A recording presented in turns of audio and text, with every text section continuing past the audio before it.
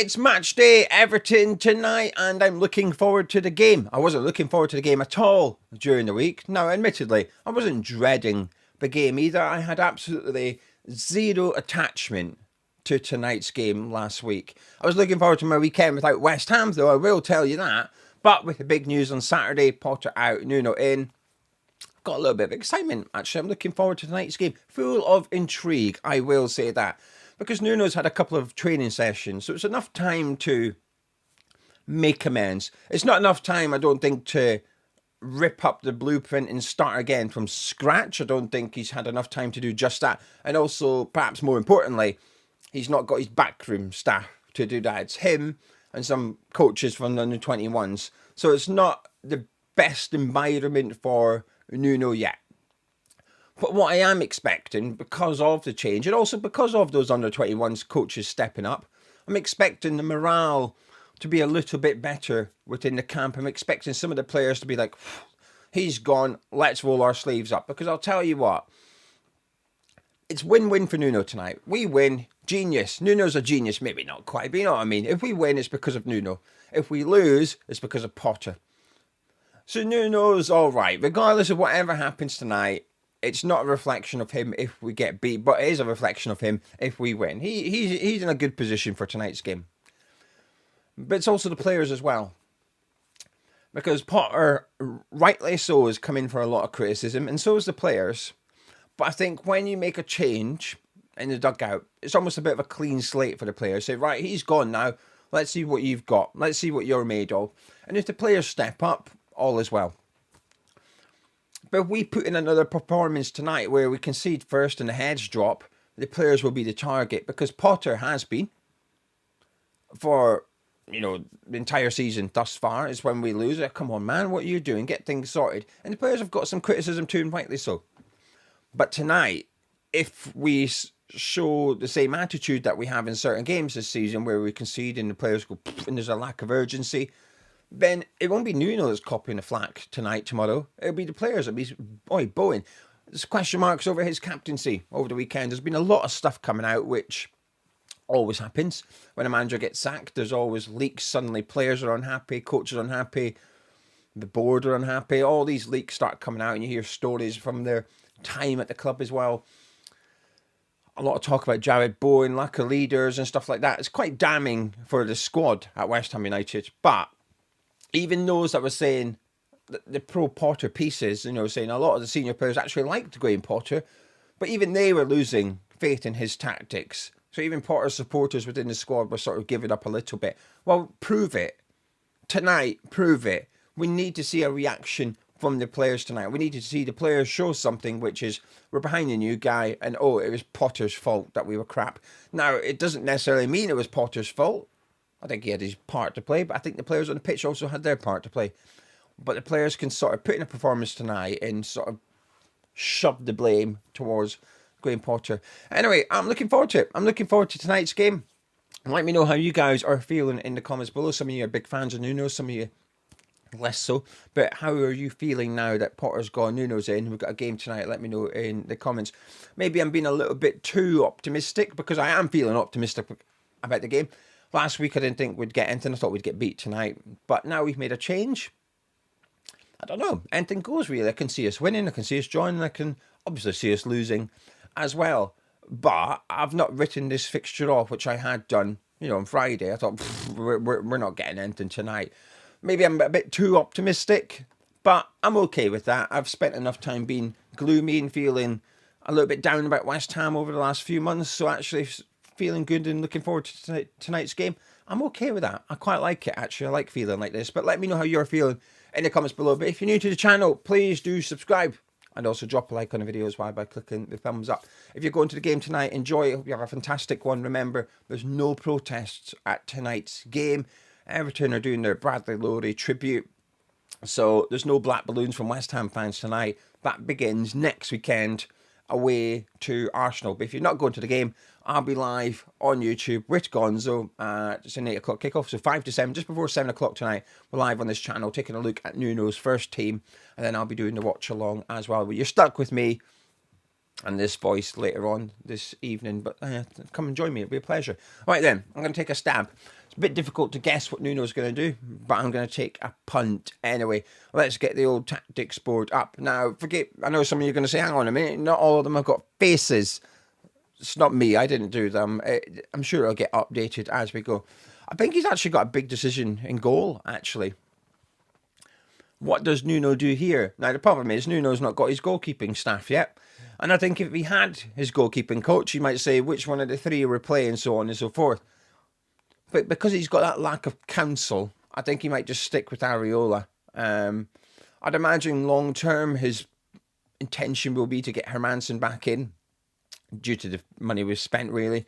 He may also be inclined by Fabianski long term because Nuno will know Fabianski. And Nuno used to be a goalkeeper himself, so while he might not have his goalkeeping coach, you'd imagine he's a bloody good judge of goalkeepers. So I think he might just stick with Areola. Like I said, I don't think he's going to completely change what Potter had planned. There's an argument that if he could just tweak the tactics, sort us out for defending set pieces, but just give the players that shot of enthusiasm for tonight's game, that might be enough to get something. Moving into defence again, and you can't see too much changes, can you? With Juve, Kilman, Mavpanos and Walker-Peters. Now, the interesting thing is obviously going to be this man, isn't it? Wan-Bissaka. Because is he actually ill? We're going to find out tonight. Because if he's available, but he's fell out with Graham Potter, and Potter said he's got stomach problems, then he's going to be in the squad tonight.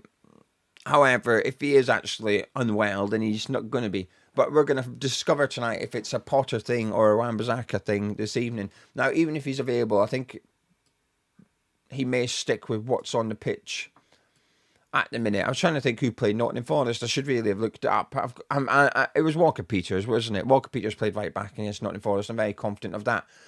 Nuno might have been impressed by him. Nuno might have been impressed by what he's seen from us. Actually, the one game Potter did win was against Nuno, and it was his last game as Nottingham Forest boss. So he'll have got to see these players up close and personal. That's the only thing with Hermansen. I think he had an okay game against Forest. Did nothing wrong, just wasn't under pressure enough. But Nuno might have come away thinking he was all right in goal. So it'll be interesting to see Wan-Bissaka's available this evening. But I think he'll just stick with what he's got at the back. I'm going to move into midfield a little bit. I think he'll keep Bowen. Now, what I will say is when he was at Nottingham Forest, he pretty much every game played 4-2-3-1. There was some variation. Sometimes a handful of games he would play a back three, but it was few and far between. I think he was there for like 70-something games he was in charge of at Nottingham Forest. I think you can count on one hand how many games he did not play a back four. So I think he's going to stick with the 4-2-3-1 type formation today, which is what we've seen at Nottingham Forest quite a lot. And towards the end of his tenure at Wolves as well, because when he first came into the Premier League with Wolves, they were playing a back three with the wing-backs, Matt Doherty and Johnny. I remember them. They were good, weren't they, going forward? Jota, Jimenez up front, Neves and Moutinho midfield. That was a good Wolves team, that was. Cody, captain, at the back. Anyway, towards the end of his time at Wolves, he had switched to back four. So I don't see why he would not play a back four for us tonight and stick with this 4-2-3-1, which means Bowen in there. Now, if you cast your mind back to the summer, Nottingham Forest were heavily linked to Somerville at one point. Apparently, it got to the point that Somerville had said, no, I don't want to leave. I want to stay at West Ham. Now, whether it was Nuno that wanted him or Edu that wanted him, we don't know. And this is the problem with another couple of players we're going to discuss as well. But certainly, Somerville was heavily linked to Nottingham Forest just a couple of months ago. Don't see why Nuno wouldn't start him. He obviously came off the bench and impressed as well at the City ground. So I see him retaining his place. I think Lucas Paqueta is someone Nuno might try and get his arm around. Can he do what Morgan Gibbs-White did? No, I don't think he can. Two different types of players. But I think he's going to try and get him in there and get him back to his best.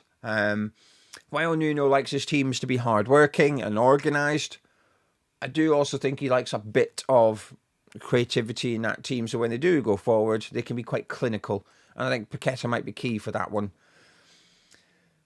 And then this leaves the other three positions, doesn't it? We need two midfielders in here, and we've got the striker as well.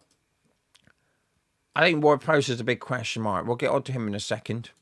I'm just going to bring in a few contenders. We've got Fernandes, who doesn't have a face on his counter. We've got Irving, we've got Potts, Thomas Souček suspended, that's why I've not got his counter here. We've got Magassa, and we've also got Rodriguez. So he's got a lot of options. 1, 2, 3, 4. He's got 6 into 2, really, doesn't he? And there's an element of process of elimination here. Now, I will leave Fernandes in the team. And the reason being, again, he was strongly linked to Nottingham Forest. Apparently, Nuno liked him. So Somerville, Forest liked him. Fernandes, Nuno liked him. A bit more specific. So I don't see why he would not start tonight's game. And he better start tonight's game. I thought he was poor in the second half against Crystal Palace. But when he has been involved in play, I think he's quite quick at moving the ball. He takes 1, 2 touches, whereas other players might take 2 or 3. And I include this man in that, by the way. I think he can sometimes hold on to the ball far too long. But I actually think Fernandes moves the ball quick. And I rate that quite a lot. Now, in regards to James Ward-Prowse, obviously last season he was on loan at Nottingham Forest. And it ended with him coming back to West Ham. Now, you can look at that in 2 ways. Either A, which is, well, Nuno didn't like him, so he sent him back to West Ham. Or B, Nuno did like him, things happened, and he came back to West Ham. Because this is James Ward-Prowse at Nottingham Forest. So the first game, he wasn't at Nottingham Forest, so rule out that one. So his first game was Liverpool, which is at the very top there, match day 4. He played 90 minutes. The next game, he played a half against Brighton. The next game, he played 75 minutes against Fulham. Then against Chelsea, he played 78 minutes and got sent off. Now, that second booking, he sort of lay on the ball and handled it because Chelsea were on the counter-attack. So he got sent off, missed a game against Palace, on the bench against Leicester, couldn't play against West Ham. Now we're on to match day 11. He got a couple of minutes against Newcastle and he got 90 minutes against Arsenal. Then he was bench. 5 games in a row he was on the bench. Nottingham Forest winning 4 of those, losing against Manchester City. Then you got 3 games where he actually played, but they were 8 minutes, and 2 minutes, just cameos off the bench. Again, Nottingham Forest winning all 3 of those fixtures. Then he was on the bench for 3 games. And then he wasn't even on the bench against Brighton when Nottingham Forest won 7-0. And then he returned to West Ham. So you could argue Nuno ended up sort of not liking him because from match day 13 onwards, which was the 30th of November, so from the start of December on, 1, 2, 3, 4, 5, 6, 7, 8, 9, 10, 11, 12 games, and he came off the bench in 3 of them, playing a total of 18 minutes in 12 games. But before that, 1, 2, 3, 4, 5, 6, 7 games, he was on the bench for 1, played in the other 6, and he played 90 minutes, 45, 75, 78, 2, 90. So Nuno did like him. Originally, Nuno liked him, then stopped liking him. But the reason he went to Nottingham Forest in the first place was because of injuries. Sangare and Danilo were out for pretty much a season. So that's why he went there. Yates was playing well, though. Anderson was obviously playing well. So there was a lot of competition for places in between. Dominguez really stepped up last season, too. So I just think he found it difficult. So I don't think he doesn't like Ward-Prowse. I don't think he'll start Irving. I think that would be a really big call. Rodriguez, see, I'm not going to completely write him off under Nuno. I think he might have a role to play because of how we will play under Nuno. Potts, I'm not sure. But I'm going to leave him for a second. Magassa, now here's the other one. He was heavily linked to Nottingham Forest as well. Again, was it Nuno, was it not? I don't think he'll start Magassa immediately. So I've now got 3 into one space left. I'm actually going to go with Potts, and I'll tell you why. A, because someone's told me Ward-Prowse ain't playing. And B, don't take that as anything gospel, though. It wouldn't surprise me if he was starting, but it's enough to make me doubt that he's going to start. But the reason I've gone with Potts, right, hear me out. Now, this is a very attacking lineup. I'd be surprised if I'm predicting this, but I'd be, whoa, okay, impressed. The reason I think he might go with Potts is because Nuno's backroom staff for the last couple of days has been the under-21 staff. So Nuno's coming to West Ham, and the people he's leaning on, the people he's asking for advice from, are players that know Freddie Potts well. Coaches that know Freddie Potts well, but also you'd imagine coaches that love Freddie Potts. And coaches that have probably watched us this season going, Why is Potts not playing? Potts should be playing. I reckon Potts has got a lot of support in Nuno's backroom staff until he gets his own people in, and that might just be enough to give him the nod. Now, initially, I was going to say put Fullkrug up front or Wilson. Part of me's thinking he might just go Paqueta and get another midfielder in there, like Ward-Prowse or something, and go a bit more, like something similar to that. So he sticks with his 4-2-3-1. It's just not as attacking, isn't it? You're making one change in personnel, and you're really sort of taking the edge off as to how attacking that team is. But you know what? I'm going to do the team that I'm sort of hoping he's going to do. I'm not going to lie. If this team started tonight, I'd be loving it. And I think he might go Fullkrug. I think he might look at Fullkrug and Wilson and think, right, I've got to get one of these up and running. And I know he did incredibly well with Chris Wood, but I don't think Fullkrug and Chris Wood are the same types of players or anything like that. But I think he's got to get the best out of one of them. He's got to get one of them scoring goals. He has to. Otherwise, we might get relegated. We might be able to address it in January, but it's not January. It's not even October yet. He's got to get one of those strikers playing well. Now, in terms of how we will play, I think sometimes there's a bit of a... Personally, I think there's a misconception about Nuno. I don't think it's low block. Low block would insinuate you're sat here for the entire duration of the game. I don't think we'll do that. I think you might see a bit more of a mid-block type thing. Will we be deep? Yes, we will. But I think it will be organised. I think it will be compact. And while I say it's not low block, I do think it's low possession. I think we'll turn up tonight and we'll try and have 35% of the ball and give it to Everton and go on, then what you got? In Grealish, you certainly think, well, he'll be all right. He'll enjoy that. I'm not sure any of the others will. Do I think Everton also want to give us the ball and let us have it? So I think we'll be really compact between the 18-yard line and the halfway line. I think you'll find all 10 outfield players for most of the game. I think you'll find us just really squeezed in there, giving Everton no space. Also, Nuno's not stupid. He'll make sure that the right back has protection. Grealish should be there. Whether it's a centre midfielder coming over to force Grealish down the wing, whether it's Jared Bowen dropping back and just doubling up on Grealish, I'd imagine we're going to have a bit of a plan for him. And then we'll look to hit him on the break with pace. And I appreciate people saying counter-attack football, you need to be rapid, also like Alanga. Pardon me. But not necessarily in my eyes. Obviously, Somerville's got the pace there. Fullkrug does not. But I think you can just be direct. And I think that's what Jared Bowen is. Jared Bowen's direct. I thought Bowen's best football in a West Ham shirt has come under David Moyes, in my opinion. And it's when he's been playing out here and when we've been playing counter-attacking football. Because he's got the ball. He's been able to run at defenders, one-on-one with them, having space to run at. And I think we're going to see the best of Bowen under Nuno. I do. I'm quite hopeful, actually, that we're going to get our Bowen with mojo back. Because it's a World Cup year. Time to shine. Time to get into that team. You've been called out in the press for lack of leadership, being a poor captain's choice. Time to turn up tonight. And I think we will. I think we'll see Jared Bowen turn up and put in a big performance. Anyway, that's how I suspect you'll line up tonight. If someone hadn't messaged me, by the way, I probably would have went with Ward-Prowse in there next to Fernandes. It wouldn't surprise me if maybe Fernandes just starts on the bench for this one. And it's Potts and Ward-Prowse. That wouldn't surprise me. It just feels quite attacking, doesn't it? It feels quite adventurous. But you know what? He fields a team like this, similar. No Ward-Prowse, Fernandes in midfield. A team like he fields that team, and we get something tonight. I think a lot of people will be happy, and I think a lot of people will be excited. It's just a bit unfortunate our next game's Arsenal, but for now, it's Everton. I'm looking forward to it. Let me know how you guys are feeling in the comments below. And like I said, if you're not going to the game, you can come back here at 6:55 tonight in UK time. I would appreciate it a lot. Looking forward to seeing the lineup Nuno's got. And fingers crossed we get a good performance.